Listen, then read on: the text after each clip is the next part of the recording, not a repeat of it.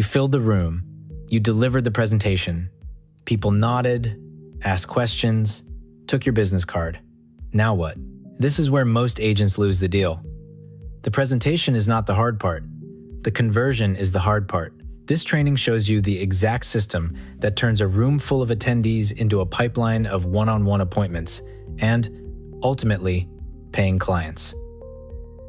Here is why this matters for your income. The math of events is brutal if you ignore the conversion side. A typical Medicare educational seminar with 20 attendees might produce 4 to 6 one-on-one appointments if your follow-up is sharp. With a sloppy follow-up, that same room produces 0 or 1. The cost of the event does not change.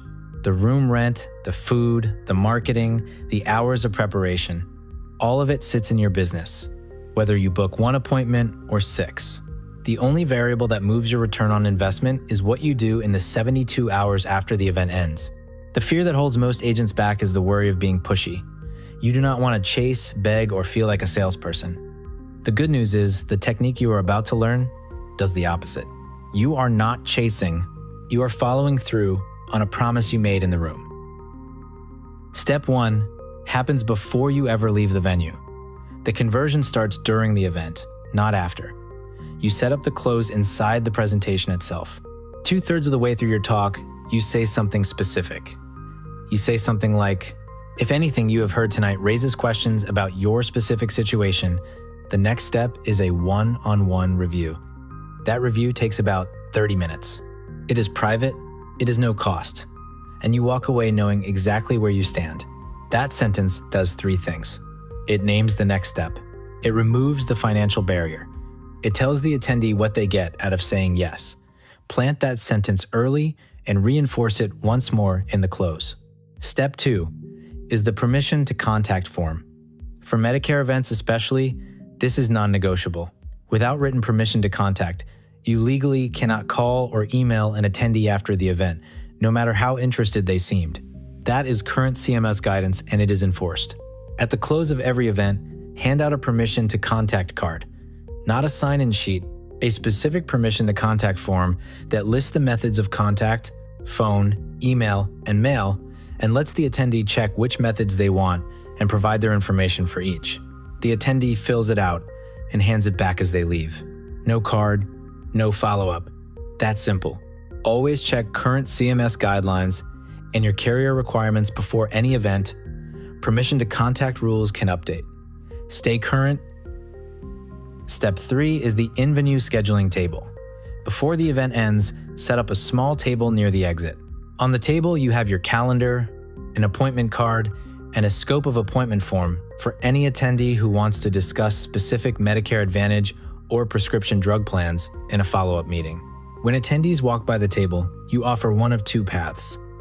Path 1 is, would you like me to add you to the call list for the follow-up review?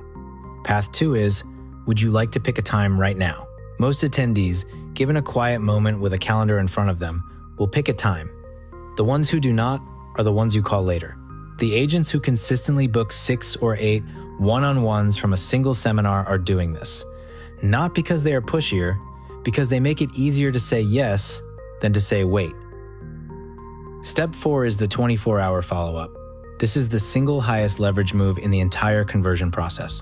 Within 24 hours of the event, every attendee who gave you written permission to contact gets a personal touch, not a generic email blast. A short, individualized message that references something specific from the event. You say something like, "Thanks for joining last night. You asked a great question about how Medicare Advantage plans handle prescription costs.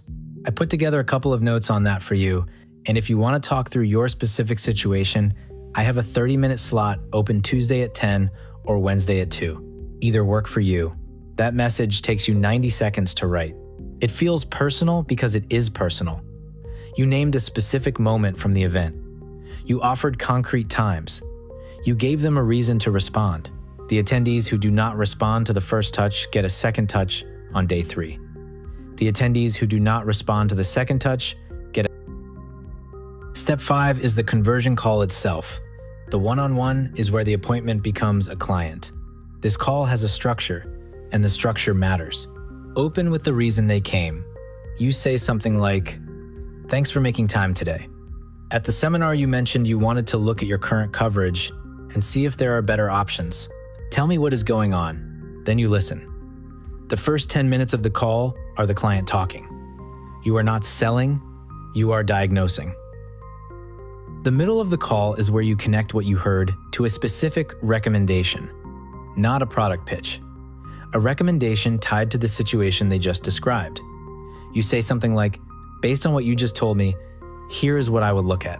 The two options that fit your situation are these, and here is the difference between them. The close of the call is the application or the next concrete step. If they are ready to move, you take the application. If they need to think about it, you set the next appointment before you hang up. Never end a conversion call without either an application or a calendar appointment. Vague follow-up kills more deals than any objection ever has. For Medicare-specific conversations, the scope of appointment must be signed before any plan-specific discussion happens. That is current CMS guidance. If you did not collect a signed SOA at the event, you collect it at the start of this call before you discuss any specific plans. Step 6 is the cadence after enrollment. This is where most agents stop, and it is where the long-term value of an event attendee really lives. For every client who enrolls after attending one of your events, follow the 3-30-60-90-day cadence. A check-in at 3 days to confirm they received their materials and answer any immediate questions. A check-in at 30 days to see how they are using the plan. A check-in at 60 days to highlight benefits they may not have used yet, like a wellness visit or a fitness program. A check-in at 90 days to make sure they are still satisfied and to ask for referrals. 3, 30, 60, 90. Put the dates in your calendar at the moment of enrollment. Do not rely on memory. Every event attendee who becomes a client should run through this cadence automatically. The agents who do this end up with a referral business inside of 2 years. The agents who skip it end up running another seminar to find the same people they already had. Here is how this all comes together. You ran a Medicare educational event Tuesday evening.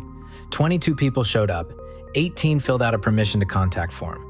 9 signed a scope of appointment at the back table. 6 picked a one-on-one time before they left. Wednesday morning, by 10 o'clock, every one of the 18 permission to contact attendees has a personal email or phone call from you. The 6 who already booked get a confirmation message. The other 12 get a soft outreach with 2 specific time slots. By Friday, you have 8 confirmed one-on-ones on the calendar for the following week. 2 more came in from the day 3 follow-up. That is 10 conversion appointments from one event. Of those 10, 6 become clients. 3 need more time and go into your nurture list. 1 was not a fit and gets a referral to a different resource. 6 clients from one event. Each of those 6 runs through the 3-30-60-90 cadence. By month 4, 3 of them have given you a referral. 2 of those referrals become appointments. The event is still producing revenue 6 months after the room emptied. That is the difference between an event as a one-time activity and an event as a system. Common mistake to avoid. Do not wait the weekend before you follow up. Monday is too late. The attendee has already moved on with their life, and your name is fading. 24 hours is the rule. Block the morning after every event for follow-up calls and emails. Treat that block as protected time on your calendar. Another common mistake. Do not run an event without a scheduling table near the exit. The single biggest predictor of how many one-on-ones come out of an event is whether the attendee can book a time before they walk out the door. Set up the table every time. No exceptions. Your action step today. If you have an event coming up in the next 30 days, do 3 things this week. 1. Build your permission to contact card and have copies printed. 2. Prepare a scope of appointment form and put a stack at your back table. 3. Block the morning after the event on your calendar as protected follow-up time. 3 small moves that turn the next event you run from a presentation into a pipeline. The room will fill the same way it always has. What changes is what happens in the 72 hours after the room empties.